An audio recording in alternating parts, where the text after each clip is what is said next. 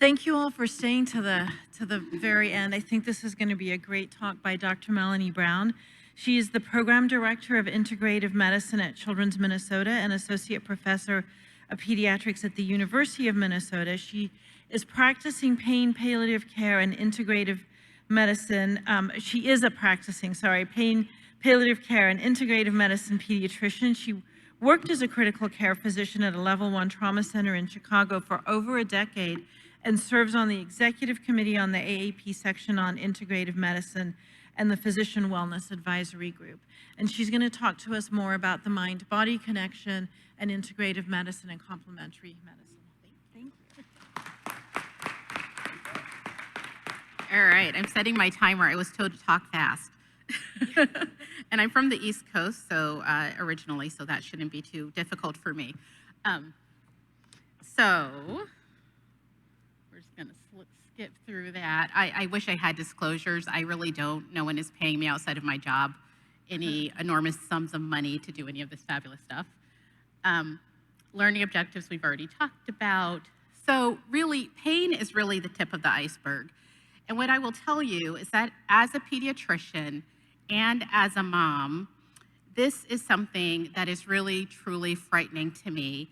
I take care of many children in my practice who unfortunately have pain that's gone undertreated for a very long time. And so what they're doing is they're finding ways to self-medicate. And often these ways that they're finding to self-medicate can be very detrimental to their health. And as we've seen in recent news stories, can even lead to death. So we know and we've heard that pain can be exacerbated by a number of lifestyle and other factors, including lack of sleep, poor diet, and increases in stress. But we also know and we've heard that pain is in the brain. So a lot of people have really talked about pain, how pain is this multi-sensory experience that lives in the brain. Functional MRI has allowed us to see some of the regions that are active in pain and pain perception. And neural imaging studies looking at the prefrontal regions of the brain and neuropathic pain have shown how emotional, psychological, and cognitive factors can influence pain perception. So knowing, as we do, that pain is in the brain and that there are a number of factors that can impact pain, my question is, what are some of the other strategies that we can use? And we've heard a lot about different medications and the importance of decreasing opioids. So we're going to stretch our thinking here and think about what are some of the other strategies that we can use in addition to, but sometimes when appropriate, instead of some of the other pain medications. And is there a paradigm or framework that we can turn to? So I'm going to talk a little bit about pediatric integrative medicine, and when you heard my introduction, you probably guessed that this was coming. But pediatric integrative medicine is really a blending of conventional and complementary therapies. It emphasizes preventative health, and it addresses the diverse dimensions of wellness, which include all sorts of things, the physical, the mental, and emotional factors, which, as we've heard, all play a significant impact in pain and pain perception. It's still a relatively new field, but it was recognized as a specialty by the American Academy of Pediatrics over a decade ago in 2005. And in that time and the time since, there's really been a growing body of robust literature supporting its use. The main principles are the use of evidence-based therapies, and I really want to focus on evidence-based, and throughout this talk, you'll see lots of really small writing, and that's all of the literature and the evidence behind some of the things that I'm talking about. But it's also to support the strength of the child and the strength of the family and their innate healing potential. And it's a collaborative relationship between the parent, the child, as well as the healthcare team. So in general, there can be a lot of confusion about all of these terms we hear when we talk about integrative medicine. So I thought that I would start by really getting us all on the same page with that. And for those of you who are like, I know this because I read the policy statement, thank you, those who read the policy statement. You know, you can just sort of do a little bit of meditation in your seat while I'm talking about this. So some of the terms you hear, and as you look into the literature still being used, are alternative, complementary, and integrative. So alternative medicine, when we talk about that, that's a term that in many ways we shied around, though you will still see it in the we've shied away from, though you'll still see it in the literature. The reason is that no one is saying that you should be using some of these therapies that are continuing to gain their literature and research basis instead of things that are established as, conventional medicine that's established that we know that absolutely works. So we're not really talking about alternative medicine, right? Now, complementary modalities we've heard about, things like massage, things that can complement some of the other treatments. When we talk about integrative medicine, again, we're talking about bringing together the complementary and the conventional approaches in a coordinated way using the evidence basis. And there are some subgroupings. So these subgroupings, and people think about it in lots of different ways, but I wanted to talk to you about the subgroupings that the National Institute of Health has put forth because I actually think it's a great way to think about it. So they've proposed this framework. Now today we're gonna focus on mind-body and mind-body practices and the mind-body connection. But I did want to list this whole list because a number of these things listed here can be very, very helpful in pain management. The amount of research on the different approaches varies, but we're going to talk a little bit about the importance of that or not. Spoiler alert, my bias. If we could treat everything successfully with conventional medicine, then the National Institute of Health and our patients wouldn't really be looking for and seeking other alternatives. The AAP published its clinical policy statement on the use of mind-body medicine therapies in children and youth in 2016. And what we know is that about 12% of children are using complementary health approaches. And these are only the ones that we that have come to our knowledge. I'm sure there are many more out there. And for children who have complex chronic conditions, complex medical disease, these are the kids that I often focus on. That number increases to 50%. So if you're taking care of complex patients, at least 1 in 2 of those patients are probably using these modalities. And as pediatricians, I think that we're doing much better, but sometimes we're not asking the question. And so then the parents are not disclosing because they're not thinking that it's medicine or they're not thinking it's important. So they're not telling us about all of the supplements and other things that we're doing. So what I would like to encourage you to do is to really think about this framework, because when patients come to us with questions, and they will, we should have the information and knowledge and skills that we need to have these discussions with them about integrative medicine. And so I'm just gonna draw your attention really to 2 important boxes in the interest of time. One is, so it's talking about, is this therapy effective and is this therapy safe? Well, clearly, if the answer is no to both, then that's something we want to discourage. But what we find is a lot of the mind, body, and other approaches that we have actually fall into, is this therapy effective? Depending on the approach, it may be absolutely yes, and we do have a lot of data to back it up. So just because you haven't looked into the data isn't really the same as there is no data, right? So often there is data, but people think that there isn't. But there are a lot of therapies where their data is still growing. We don't have all of the same research studies or the same strength in some things, and there are many reasons for that. But if the therapy is absolutely safe, then my question to you would be, if we have a therapy that's absolutely safe, and we just don't have all of the data that we would like yet, is there a harm in allowing and helping your patients use some of these modalities? So let's talk about the treatments that we have and where it is. I'm going to talk a little bit about the mind-body connection, and I was set up perfectly for this. So this is absolutely wonderful. So with the above framework in mind, what is the integrative approach to pain management, and how does a mind-body connection come into play? So now remember, we started this talk with pain is in your brain, and we've heard that the cortex perceives things that are going on or happening in your life, right? So things like stress, anxiety, depression, microaggressions, all of these things that we are faced with every day are perceived by your cortex.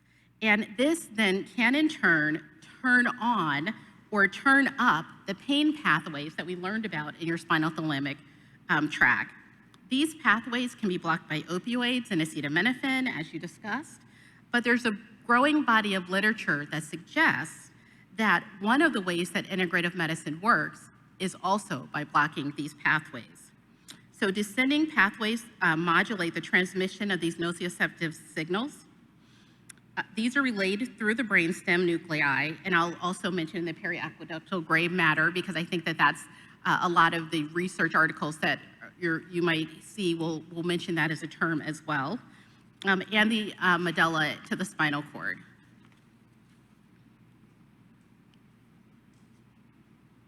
Neuropeptides are protein in the brain. These are the molecules of emotion. These are the things that we've talked about. These are things like oxytocin, what's secreted when a mother sees her baby infant and is nursing. Things like dopamine and serotonin, endorphins, your natural opioids, for example. Well, we know that opioids suppress neuronal excitability, thank you, by decreasing neurotransmitter release at the core synaptic nerve terminal and increasing membrane hyperpolarization at the postsynaptic nerve terminal. So what does this mean?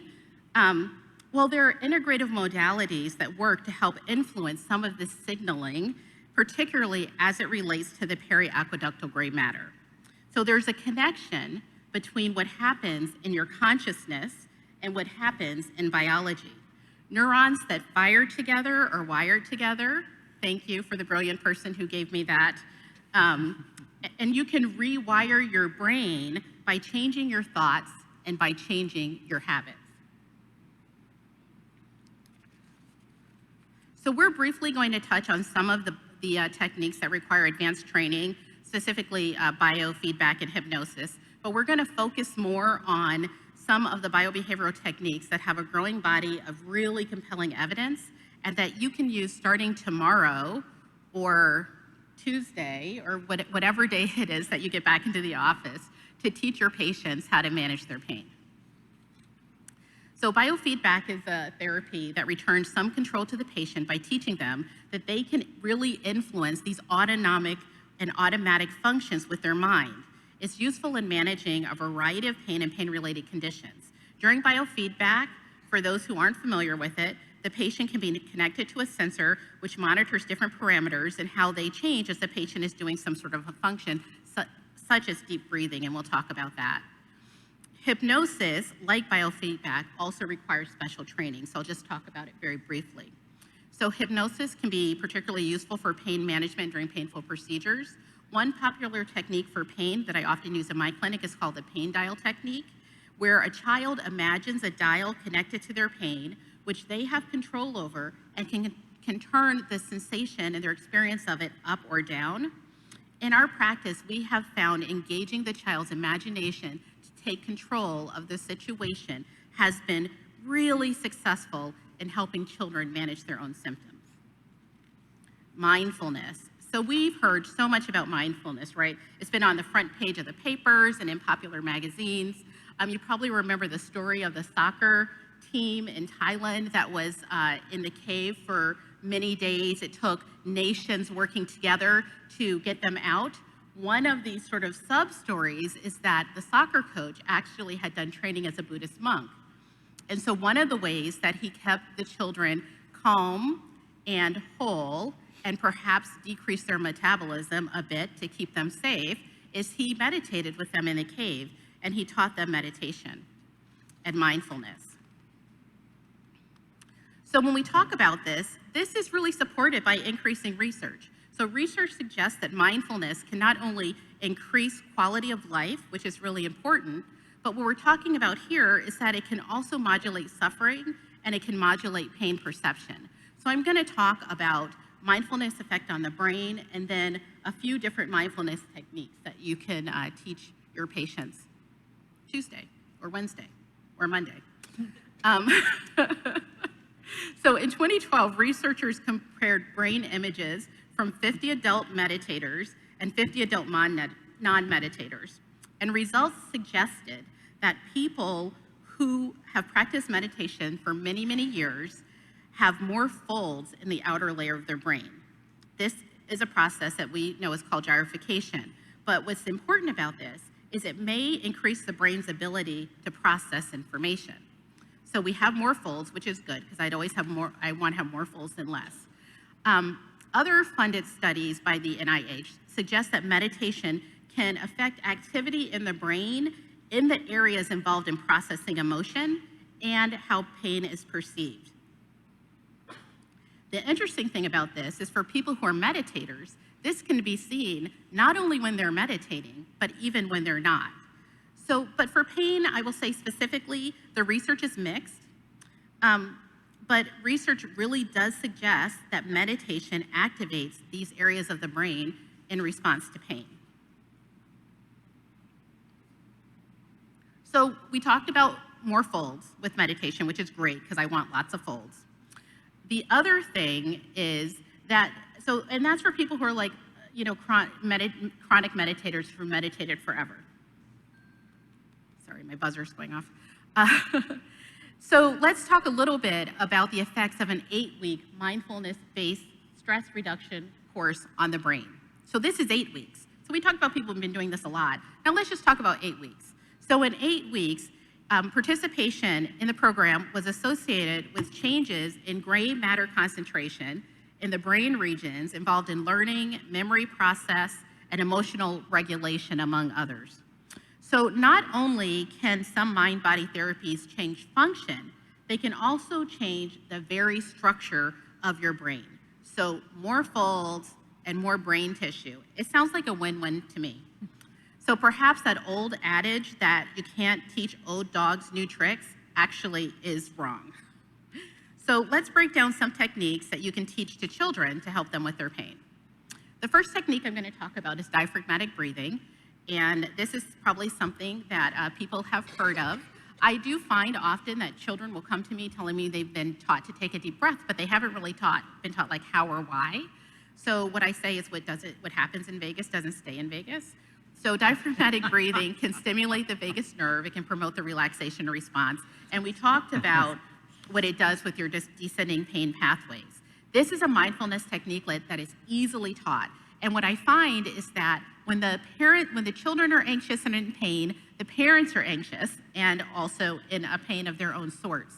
And so if you can teach these techniques to the parents and have them teach it to the children, or sometimes I will teach it to the children and ask them to teach it to their parents, then you really can de-escalate what's going on in the room, and you can help people better respond to everything that they're being subjected to.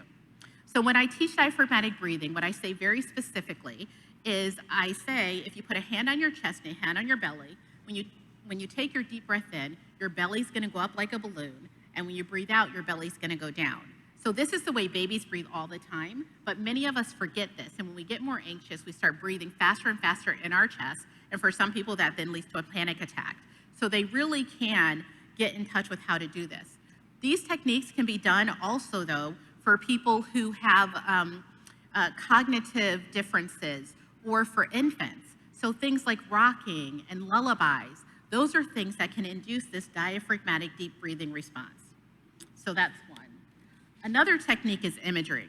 So studies show that imagery can actually increase pain tolerance.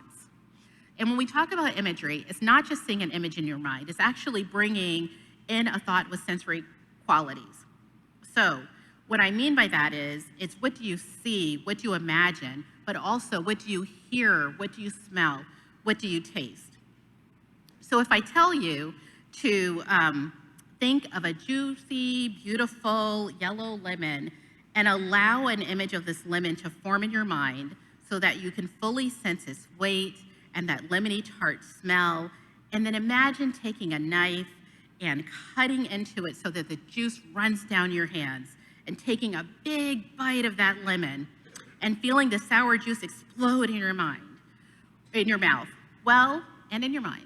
It's possible that you may have experienced like a physical sensation. Maybe you experienced salivation. I just did this with a patient on Tuesday, and she went like, ugh, in the middle of doing it. And that's a way of showing them that their mind can really influence what's going on with their body. So Now, the next thing I do is I say, okay, so see, you can do this. So instead of imagining a lemon, imagine something that you love. Think of something and an image that you would love, something that you love to taste, something that you love to do.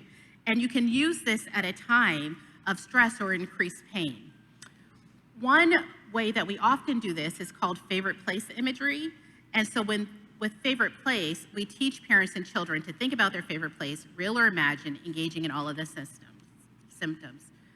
I am sorry, I'm already at 20 seconds, so I will go quickly. There are a few additional approaches. Some of them we've heard about. Acupressure and acupuncture is one. In my acupuncture training, it was mostly military, and they were learning acupuncture for pain management. There's a technique called battlefield acupuncture, which is an auricular technique. Acupuncture is being used in the pediatric emergency rooms, and there's a growing body of literature around that. It's also being used for sickle cell pain. And we know that acupuncture is well accepted and well tolerated and safe in children.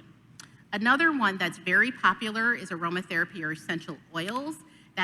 The effect is thought to be both physiologic and psychologic. But the data that I want to tell you about is aromatherapy and pain. So there is data to suggest that it can actually reduce pain. Lavender essential oils by inhalation have been shown to reduce medication use after tonsillectomy and have also been shown to reduce headache severity. Now, I don't want you to think that I'm not a balanced person. I do actually look at the literature. There was a Cochrane review that looked at the use of lavender essential oils after tonsillectomy and post-operatively, and what they said is that, in 5 of the studies, it had a very strong positive effect, and 4 it didn't. So they can't really say for sure that it reduces pain or pain medication use, but what they also agree is that it's safe and it's well tolerated, so why not give it a try? The why not give it a try, that was me. But they did say it was safe and well tolerated. So I'm gonna give you 2 clinical examples. One is needle stick pain. So there are things that we can do for needle stick pain. Vaccines save lives, though as a mom and a former kid with needle phobia, I know that getting there can be a challenge. So what can we do to help children? Things like topical anesthetics, sucrose or breastfeeding in infants, comfort positioning, age-appropriate distraction, and mindfulness. Stefan Friedrichsdorf at Children's and Donna Yule has some really good literature out of that if you want more information on how to do it. The next thing I want to talk about is chronic headache pain, and this is my last example. We know that headaches are one of the most common disorders in childhood. We also know that there is grade A evidence for these biobehavioral interventions. Mindfulness meditation has been shown to increase function. So how do we do this? We use mind-body techniques, lifestyle strategies like nutrition, sleep, hydration, food, and caffeine to see what triggers they might have there. There are nutraceuticals that can be used, things like magnesium and riboflavin have been shown that to be preventative for migraines, aromatherapy, as we talked about, and also acupuncture. So I'm just going to end by talking a little bit about gratitude, as I see you standing. So gratitude, but this is really important, I think, because gratitude is associated with happiness. It can help build resilience. And so this is a practice that I often get my patients who come in with primary pain disorders to do, but it's also something I encourage you to do for yourself. So my challenge to you is for the next 5 days, before turning on your cell phone, before rolling over in bed, think of 5 things that you're grateful for and start your day off like that. Challenge your patients to do the same. And if you feel so motivated, you can tweet your results on #PedsGratitude. So as you remind your patients who are dealing with pain, the strategies they can use to empower themselves to improve their own health and well-being, I encourage you to also use some of them for yourself. Thank you.